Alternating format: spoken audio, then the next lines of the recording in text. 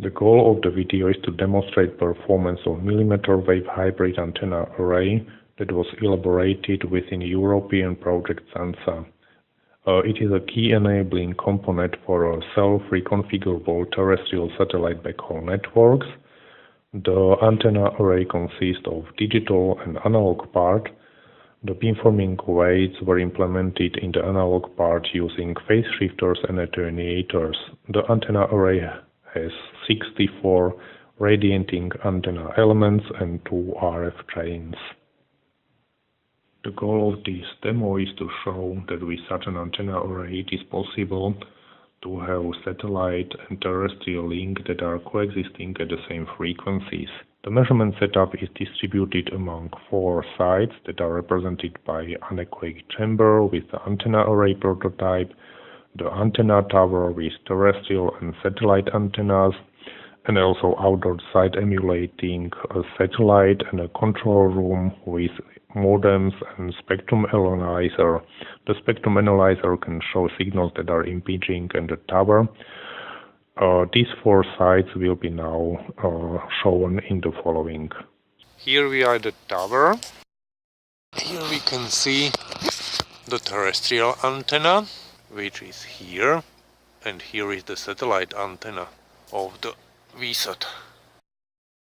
This is a container at the basis of the tower. It contains a satellite modem and a video server. The video server can stream a video to the control room just over the air using the satellite link. There is no other Ethernet connection with the control room.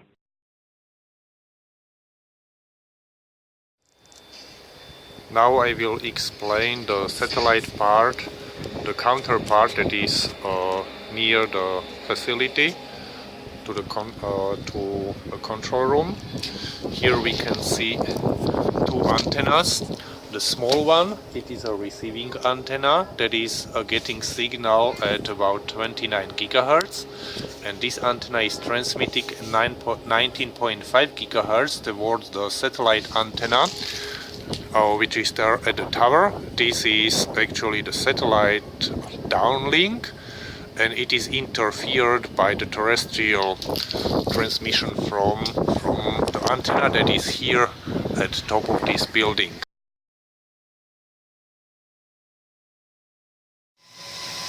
Now we are in the anechoic chamber. It is one side of the terrestrial link. We can see here there is antenna array. Its analog part that is doing just a beam steering. It is mounted on the motion emulator, which is changing the position, the direction of the antenna array. The array is facing the tower through this electromagnetic transparent window, and the antenna array is connected to this channel emulator, which is doing the baseband part of the beamforming, which is responsible for now steering. And this here is a terrestrial modem that is now connected over the channel emulator to the antenna array.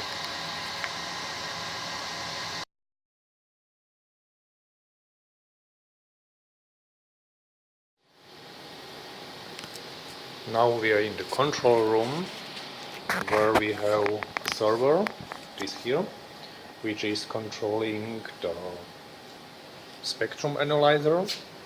This spectrum analyzer can be connected directly to the antennas that are at the tower. It means to the terrestrial and to the satellite antenna. Then it is controlling the signal generator that was used for antenna array calibration. Later on we have here a terrestrial modem, this here. This modem is directly connected to the terrestrial antenna that is at the tower, and it is transmitting using this cable a signal to the second terrestrial modem that is in the anechoic chamber, which is connected to the antenna array. Here I can see also some pictures from the anechoic chamber with the antenna array, and here I'm running 2D CAD measurements of the antenna array. The goal of the antenna array is to steer one beam and one null. The beam is used to create a high-quality terrestrial link, and the null is used to mitigate interference from terrestrial to satellite link.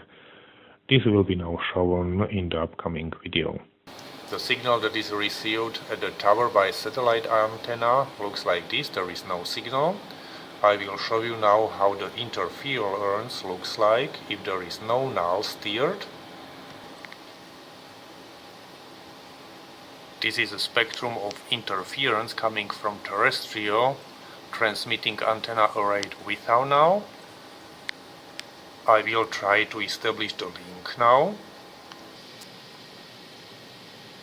So now I'm switching the satellite transmitter on. The power of the signal received at satellite antenna looks like this. It is completely hidden by interference. And now I will try to run JPerf. And we can see there is no connection. So now I have adjusted antenna array and the channel emulator to emulate a hybrid beam and null steering.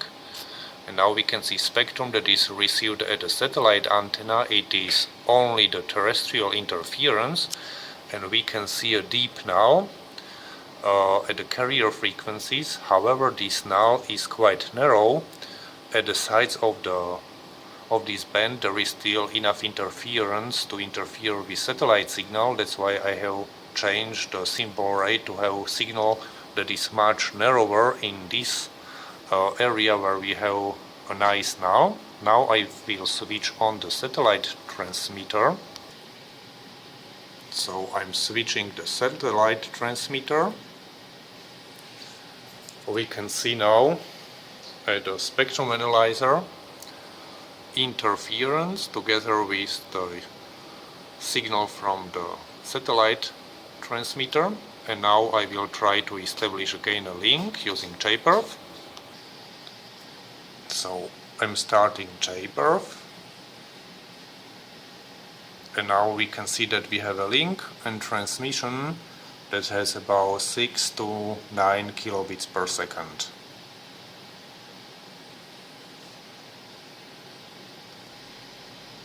Now I will try to demonstrate the video streaming. I will type into the browser the IP address of the video server. Now we can see the video, and here we can see two plots. The red line is a video bitrate, and here is the video buffer level. So the video is buffered always in order to have continuous video stream here at the PC. And here we can see how the buffer is emptied and again full. And the speed is about 3700 kilobytes per second, and is selected according to the quality, according to the throughput of the satellite link.